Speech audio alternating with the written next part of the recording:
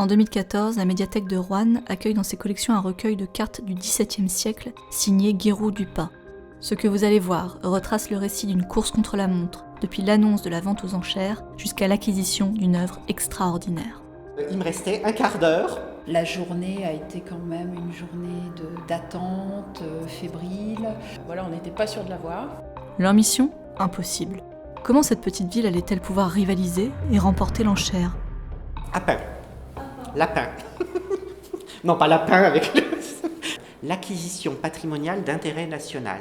Donc il a fallu construire un pseudo-plan de financement. Ce sont des enveloppes qui, l'une et l'autre, je crois, annuellement, ont 50 000 et 60 000 euros. Donc c'est vrai que ce pas des enveloppes non plus surdimensionnées. J'ai eu le DGS qui m'a appelé un jour et m'a dit « Bon, combien on y met ?» Alors moi, j'étais complètement dans le flou artistique le plus total. Et je me souviens lui avoir annoncé, mais de manière un peu dubitative comme ça, « 50 000 ?» Et il m'a dit « Bon, ok. » Alors, allons-y pour 50 000. Donc, 50 000, ça veut dire que c'est le prix marteau, c'est-à-dire l'enchère maximum que nous allions y mettre. Et si c'était 50 001, le montant d'adjudication, c'était foutu. Donc, il a fallu déclencher une procédure d'urgence. Et comme on avait laissé traîner un peu au début, la date de vente aux enchères avançait à grands pas. Et en fait, tout s'est fait en environ une semaine et demie. Pour refaire un petit peu l'historique du document, on se situe à la fin du règne de Louis XIV. En fait, on a voulu accentuer ou renforcer le commerce par voie fluviale. Sauf que la Loire, au niveau de Roanne, était peu praticable. Le pouvoir royal a souhaité canaliser et a ordonné la construction de 3 digues. Guéroult du Pas, pendant les travaux, a dessiné et réalisé des planches aquarellées à la main pour rendre compte, on suppose, au pouvoir royal de ces travaux-là.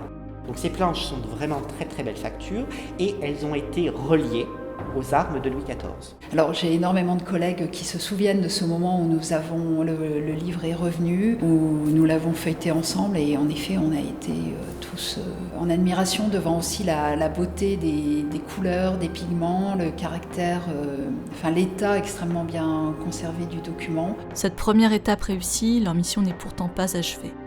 Les agents spéciaux de la MRA doivent désormais se confronter au public.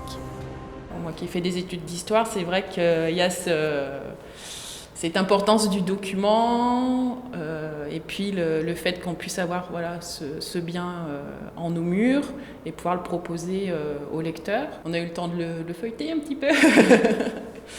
Et puis après, pour l'exposition qui a suivi, il y a eu des très grandes reproductions sur bâche faites qui faisaient la hauteur des murs, en fait. Ce genre d'ouvrage, à la médiathèque de Roanne, l'intérêt pour nous, c'était que toute la population puisse en profiter, en prendre connaissance, le voir, créer des variations autour de ce document via le numérique, de manière ludique, de manière un petit peu novatrice. On avait une des bâches qui représentait des extraits du Guéroult du Pas, entre autres la scène où on voit les différents métiers sur la digue en train de se construire, et puis on a le château de la Roche. Et les gens nous disaient nous on allait dans les ruines du château jouer quand on était enfant. Enfin on a eu des anecdotes de personnes locales.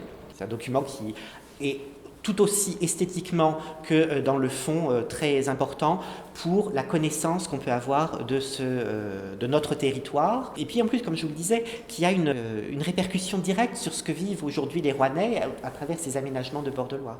Ça redonne du sens à notre action. Là, on était vraiment au cœur de ce qui est important et en plus de ce qui nous engage par rapport à l'héritage qu'on a reçu de nos ancêtres, de nos prédécesseurs, et qu'on va pouvoir transmettre, et on va le pouvoir transmettre enrichi de quelque chose de remarquable. La bonne morale de cette histoire, c'est qu'il faut toujours tenter et que impossible est vraiment pas français.